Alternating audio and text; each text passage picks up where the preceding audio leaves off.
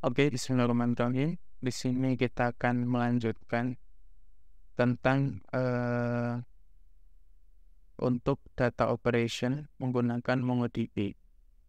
Jadi MongoDB itu adalah sebuah database NoSQL yang sering digunakan untuk keperluan-keperluan penyimpanan data yang tidak terstruktur atau semi-struktur data.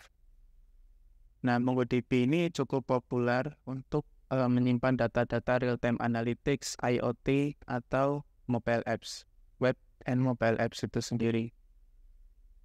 MongoDB sendiri seringkali menjadi pilihan pertama saya untuk mendevelop sebuah aplikasi jika memang tidak membutuhkan sebuah relasi antar data, di mana yang penting bisa nyimpan data aja. Biasanya MongoDB jadi pilihan saya. Jadi MongoDB memiliki beberapa fitur ya, dia itu document oriented. MongoDB itu dia nge-store datanya secara fleksibel menggunakan JSON-like dokumen yang diketahui dengan namanya BSON atau binary JSON.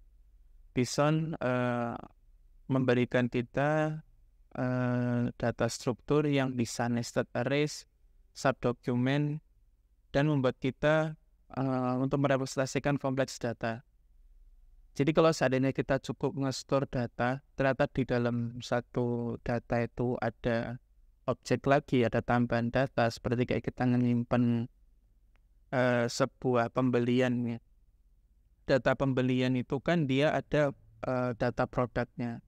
Nah, data produknya itu mungkin bisa kita masukkan ke dalam pembeliannya, tapi itu memang kurang efisien ya untuk implementasi. Tentu kalau kita bicara pembelian tetap lebih baik SQL kayak gitu. Kemudian dia schemaless. Jadi dia gak ada skema antara satu data point ke data point yang lainnya. Jadi mau nanti data yang pertama beda, mau data yang ketiga beda lagi, itu gak ada masalah. Kemudian MongoDB juga high availability. MongoDB memberikan fitur reliability melalui replica set. Jadi replica set itu kalau di dalam deployment itu adalah membuat sebuah replika di mana MongoDB akan ada di setiap node yang seandainya jika node-nya mati atau bermasalah, maka MongoDB masih bisa hadir untuk membantu kebutuhannya teman-teman kayak gitu di node-node yang lain, karena mereka sudah saling terintegrasi dengan yang lainnya. Kemudian dia juga menawarkan GridFS. GridFS itu adalah storage system. Jadi MongoDB juga memberikan storage system yang namanya GridFS yang memberikan kita untuk bisa menyimpan dan meretrieve large files seperti images dan video secara efisien dan split mereka untuk menjadi bagian-bagian yang lebih kecil. Dan MongoDB ini dia JSON based API, ini yang salah satu yang favorit saya. Jadi MongoDB Square Language representasi datanya itu JSON-like syntax lah. Jadi cukup memudahkan teman-teman untuk melakukan operasi dalam datanya. Oke, di sini kita akan coba untuk membuat aplikasi to-do list sederhana. Dan kita akan melakukan operasi create, read, update, delete dengan menggunakan MongoDB. Pertama di sini kita akan coba untuk membuat schemasnya. From fast API import fast API, HTTP exception. From Pydantic import base model, field. From PyMongo import Mongo client. Oke, sekarang kita connectin dulu ke dalam MongoDB-nya. Client sama dengan Mongo client, MongoDB localhost 27017. Kemudian DB kita clientnya pakai mdata tutorial tadi. Kemudian di sini untuk collection-nya kita menggunakan DB to do. Oke, kita sekarang app Fast API, kita coba mendefinisikan to-do model kita. Yaitu yang pertama adalah title, str field, kemudian description-nya, kita kasih description ke to-do kita. Setelah itu dan bool field true or false. Cuman di sini karena to-do ya, kan biasanya kalau kita membuat to-do itu secara defaultnya adalah false. Seperti ini fieldnya kita hapus.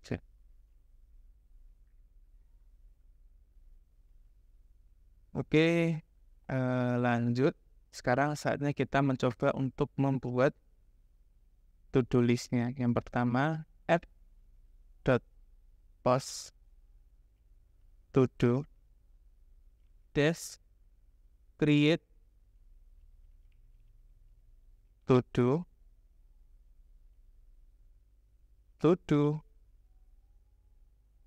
model, to-do sama dengan tick to-do, collection.insert1 to-do.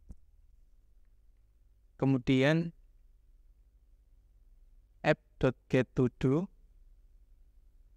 dash get all to-dos sama dengan list. Kemudian for to-do in collection.find to-dos.append to-do. Mungkin kita programnya bukan ini, tapi to-dos sama dengan list collection.find. Kemudian for to-do in to-do ID sama dengan string to-do ID. Selanjutnya ini kita sudah ada create, kemudian get all. Nah sekarang kita coba read isi cuman salah satunya aja, yaitu app get to do ID the get to do by ID string. Kita pertama to do sama dengan collection.find1, ID-nya kita masukin ID. Kemudian is to do ID sama dengan string to do ID return to do. Kemudian kalau nggak ada dia akan CTB exception to do not found. Selanjutnya kita akan coba untuk melakukan operasi update dengan menggunakan HTTP method, yaitu namanya put def update to do model, ID string. Enaknya di string dulu aja sih.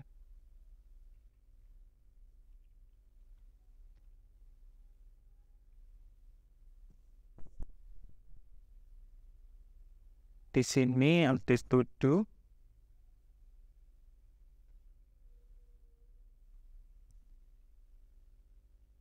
data sama dengan to-do.dict. Setelah itu updated to-do sama dengan collection.find1 and replace ID, kemudian set to-do data.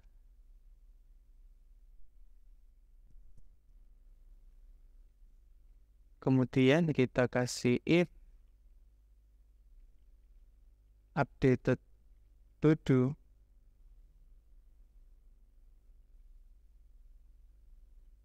dot modifier count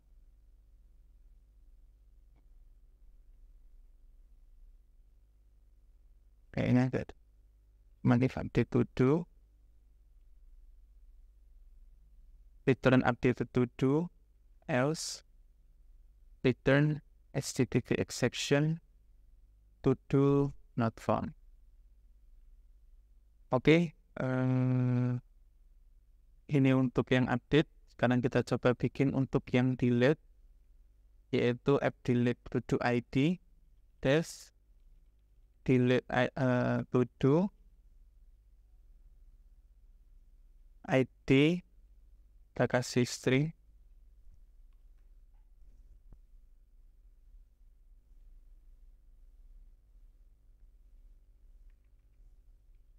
to do sama dengan collection.find one and delete id if to do return to do deleted successfully. Mungkin jangan cuma string, tapi sebuah message kayak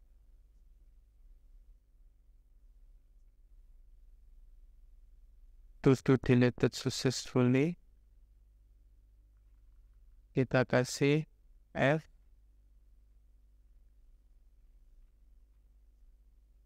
id. Nah, jadi to do id deleted successfully, to do not found. Masih ada merah. Oh.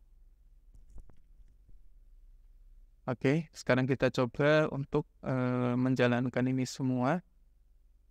Aplikasi to-do list kita. Oh ya, satu lagi yang belum, yaitu app.put to do id dan kayak gitu. Nah, di sini cuman kita rubah to do id-nya menjadi dan aja. Jadi daripada kita harus nanti dari tim front end-nya harus bikin pilot untuk nge-update biar dan-nya jadi dan, kita bisa sediain endpoint juga biar bisa langsung ke dan dari to-do-nya, seperti itu. Jadi untuk memudahkan front end. Dan memang alangkah baiknya itu setiap logic itu kalau bisa di-UV-kan di backend, kayak gitulah. UV-corn app L. Oke, yang ini yang tadi kita coba restart. Nah, di sini sudah ada get all to do, create to do, get to do by id, update to do, delete to do, mark to do as done. Nah, di sini kita coba create to do. Di sini title-nya string, description-nya string, let it be. Tab object ID, object is static variable. Tab first recommend. Oke.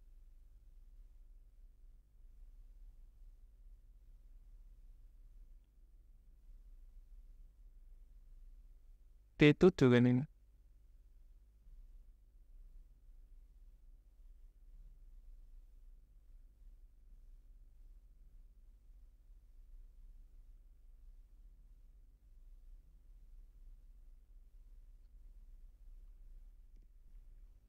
Oke, kita coba scan to do-nya.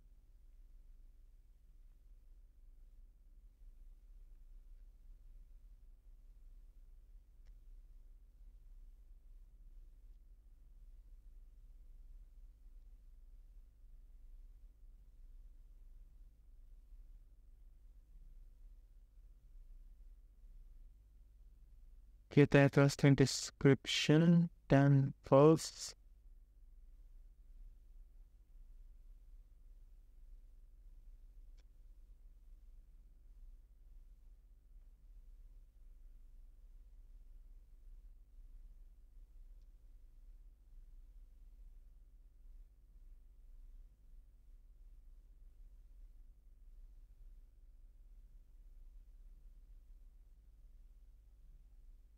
Oke, ini saya pause sebentar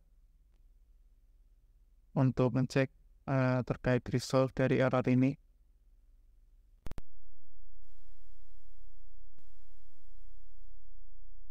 Mendefinisikan objek ID-nya.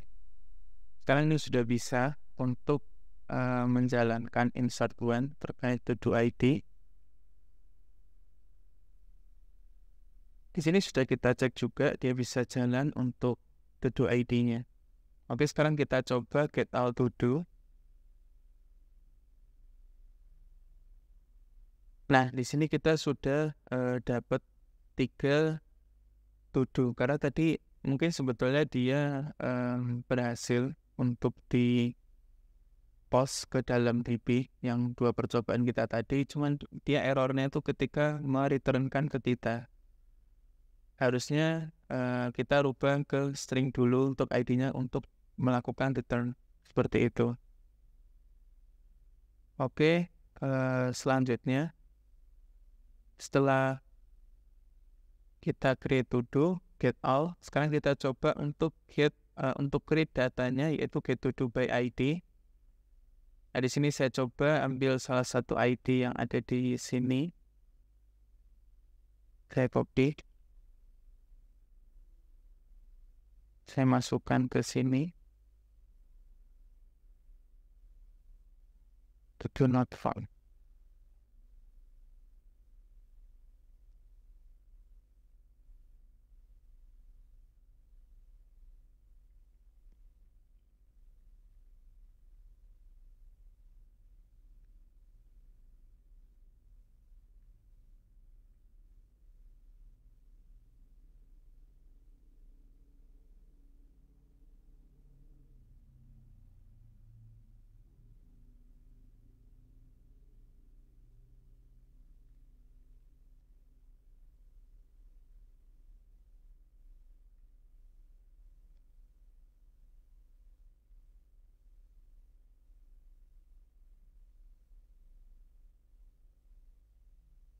To do dot find one ID.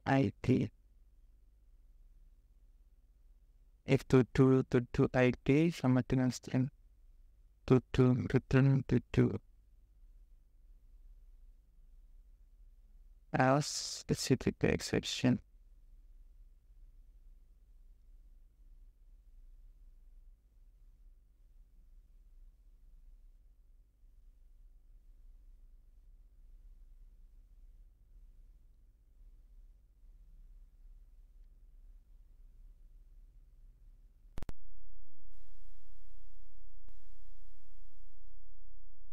Dan ID-nya dia berhasil keluar.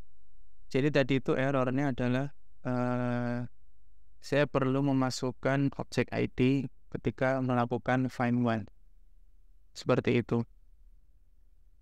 Udah di create to do, biarkan ID-nya dibuat secara otomatis oleh collection, karena tadi juga saya menemukan error baru ketika ID-nya saya bikin secara default di collection-nya, di function-function yang ada di bawahnya, kayak gitu.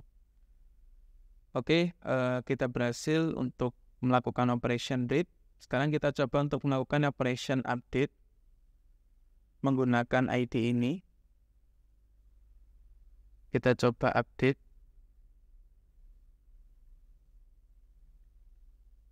Oh, yang ini sudah saya hapus, jadi kita ambil ID yang lainnya saja, yaitu yang ini.